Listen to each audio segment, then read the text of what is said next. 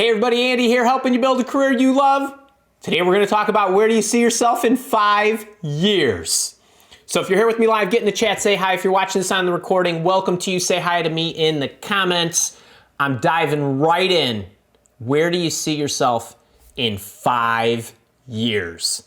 Now, as an interview question, I think this is just epically stupid. I really do. I think it's a terrible interview question. It's rough. There's a lot of ways to go wrong. From an employer's standpoint, it's not going to teach them a lot about you, but they're going to ask it. And all I care about is helping you. So today I'm going to give you the best answer and the best way to answer this question, the best approach. I can do all of that in under 45 seconds. I can. And for the incredibly impatient, I'm sure when all this is recorded, we will somewhere in the YouTube description have a little link with a chapter note that says go right here for the answer, except I think you'll be terribly cheating yourself because I want to spend today helping you understand what the value is in this question if we actually think about where do I want to be in 5 years? Myself. I think there's real value in that.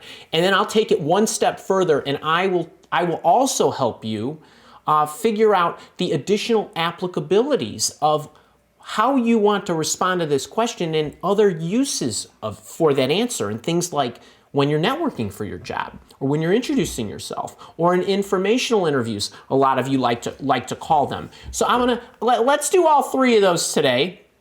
It's not going to take us very long, but I think it's going to be very powerful because I do want you to get some value out of that. And since we're talking about interview questions today, I've got a bonus for you that you can grab.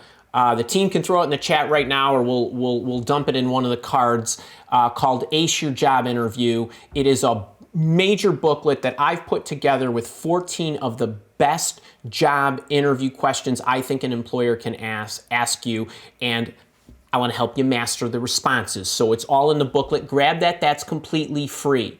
All right, so now let's get into this. I would like to engage the chat, or if you're watching this on the recording, go into the comments, and I want you to say just, yes, I agree with you, Andy, or no, I don't agree with you. But let's think about this for a second. Would you agree that we are who we are today based on decisions that we've made 3 to 5 years ago? Would you do you agree with that statement? I think we are a byproduct of our choices. The choices that I make today are going to determine who I'm going to be, or even better, who I want to be years from now. Every decision I make is a step toward where I want to go. So I'm not sure where you are. Some people are agreeing. A lot of people are agreeing. Some people don't.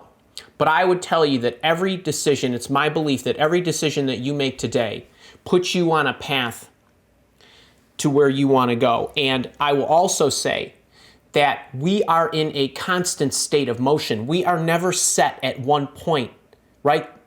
The sentence I just said is gone. That's done. I'm on to something else right now.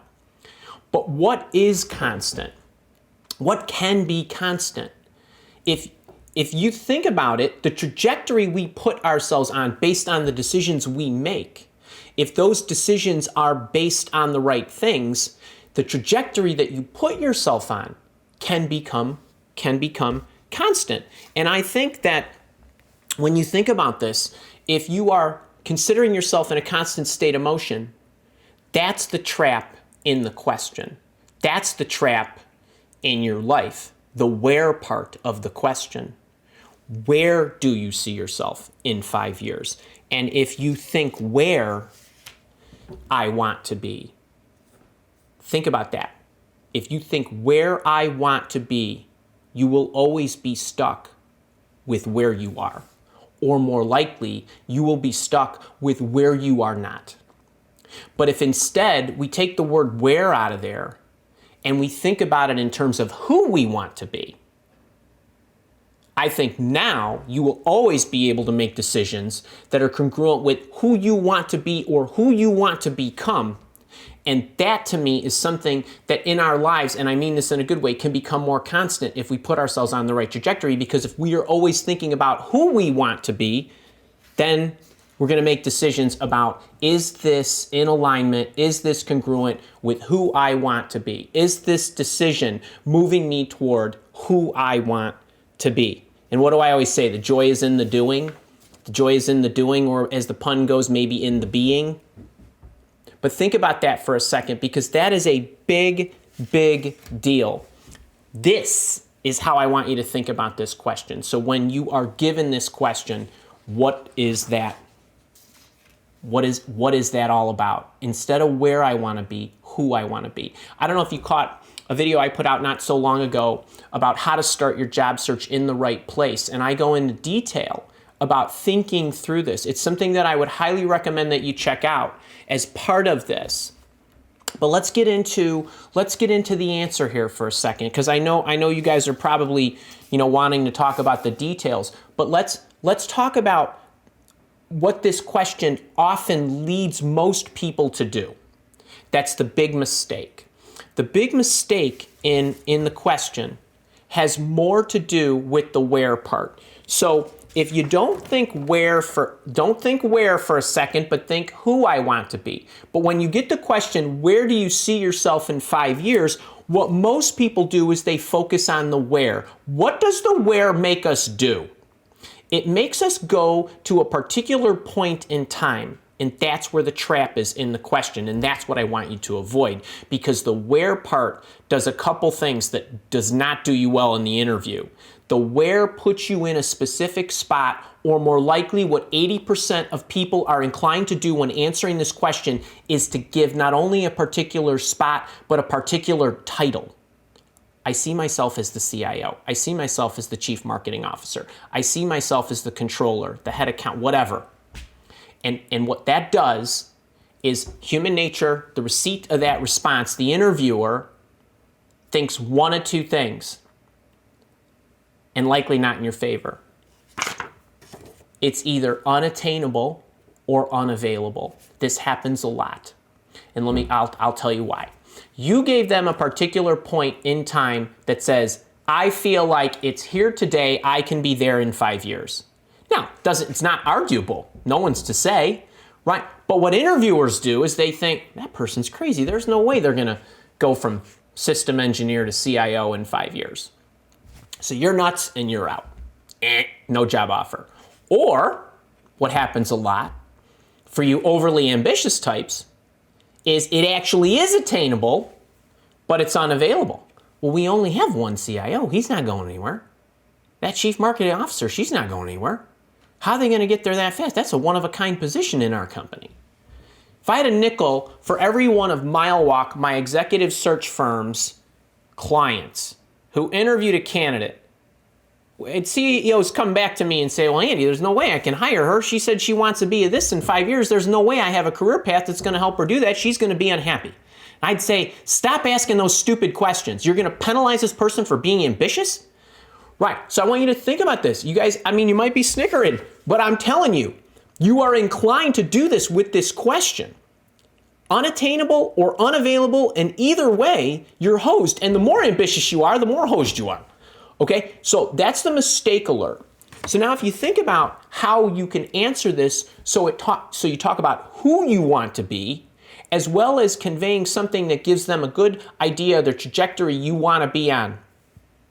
If somebody would have asked me in 7 years ago, let's go 7, all right? Mid-2015, I decided I wanted to be a trainer in this capacity, a career coach. I was an executive recruiter full-time. That's what I did with 120% of my time. So if you would have asked me then, Andy, where do you see yourself in 5 to 7 years? I would say, I know I'll be working in a capacity where I will be helping people find the right jobs so they can lead rewarding careers and fulfilled lives. I probably will be doing that in a coaching capacity. I'm probably going to take advantage of the internets so I could reach more people. Right? And you could flower it up any way you want. And I'll give you a little script, kind of an engineered script that you can use. And if you're concerned about, the ambition part, well, in 7 years, I see myself reaching millions, not thousands. Right? Who knows? There might even be these great inventions. Somebody might come up with an app where, because we are epically impatient, I'm going to have to teach people how to find the right job in 15 seconds. Maybe somebody's going to create something called TikTok or something like that, or a YouTube short, or Instagram's only going to give me 60 seconds, or whatever, right? So if you think about what I said that 7 years ago about where I'm going to be today, in 2015, where I'm going to be today, 2022, when we're recording this, right? So think about that. That's the trajectory. Now, if you want to flower it up, that's entirely up to you. But here's what the script looks like. Here's what I would say on the script. So, by the way, this is a sneaky peek of one of the 98 slides that I have for the Job Search Minicamp 2022. But when it comes to this question, and you got to be Nostradamus here, I want to work in a capacity where I can. You can call it a capacity. You could call it marketing capacity, coaching capacity, engineering capacity, technology capacity, whatever you want. Where I can what? What are you going to be doing? Helping people. How are you going to do that? I'm going to add value. I'm going to help them find the right job. That's the value I'm going to help them with. I'm going to help them develop their career. I want to be working in a capacity where I can add value to the organization as it relates to marketing its products, and so on. This is trajectory. And then, so that the people, the company, the community, the market, the industry, the world leads a rewarding career and fulfilled life kind of thing, whatever the value is that you're going to contribute. And you could modify, massage, do whatever you'd like to. But the most important thing I want you to take away from this engineered sample is the trajectory. This is about who you want to be, who you will be, maybe even who you are now, but you're going to be it in a larger capacity in the future. So why does something like this work? You understand who you are. You've got a great path. You're consistent. They can't select you out because you didn't give them a specific point in time or something that they could misconstrue as attainable, unavailable, whatever it might be. You also are showing them that how I do that is not going to stand in my way of who I'm going to be. What do I often say to you, right? Don't let the how drive the what. Most people throw in the towel before they start any big project because they can't see all the steps. So back 7 years ago, I didn't know I was going to have a weekly live show. I didn't know I had to release a recorded video every week, or got to, or will be doing that, right? I thought I might be blogging in my pajamas, but that's just a how. That's just a medium, which is constantly changing. But who I am does not change. And that's how you get out of the trap of life. That's how you get out of the trap of this question. Okay? So I want to recap that portion is make sure, however you want to answer it, that you are talking about directionally where you are going and who you are going to be. Now, you saw that language. What does that look like for those of you that follow me around the sites or in my programs or hawk my YouTube channel? Doesn't that sound like that one video I gave you about how to describe yourself in one sentence, your elevator pitch, maybe your LinkedIn headline or something like that? Okay, third point here, what are the other applicabilities where you could use something like this? When you go to a networking session, when you go to an informational interview, what is the inclination? Let's take the informational interview for a second. Isn't the inclination, hey, so-and-so, tell me about yourself. What are you looking for? What would you be interested in? And what do? We go to a spot. I want to be a systems analyst. I want to be a financial analyst. I want to be a this or that. We don't have any of those available. Instead of, I want to work at an organization that's awesome in a capacity where I'm helping, doing this or that in trajectory terms, not specific terms, right? So when you're thinking about this, you always want to think trajectory, not a snapshot in time. Don't give them something to anchor on a point or what's available. Okay, so this is really, really important. So as you build the structure about how you think about who you want to be, the value you want to contribute, who those beneficiaries are, and how you wrap that into different rhetoric for different purposes, like answering it in an interview, serving as a focal point and a guide for yourself as you go through your career. When you meet new people, how do you want to introduce yourself or get connected with them or offer up to them how you can be of value to them, their group, or their company? This is how I would do it. All right, so that's it in a nutshell. And just to recap this, make sure that anytime you're doing that, you're thinking about what is it, who am I going to be, what value am I going to contribute, and who's going to benefit and how they're going to benefit. You'll do great. All right, wait. If you're enjoying that, make sure you click the like button, you share this video, you subscribe to the channel, and don't forget, grab the Ace Your Job interview ebook. And for those of you that want the interview intervention book, we still have the book package for a limited time. We're coming up on the 10-year anniversary of this, March of 2022. So make sure you grab that as well. I'll ship it to you anywhere in the world for $7. All right, if you're watching this on the recording, I'll see you next week.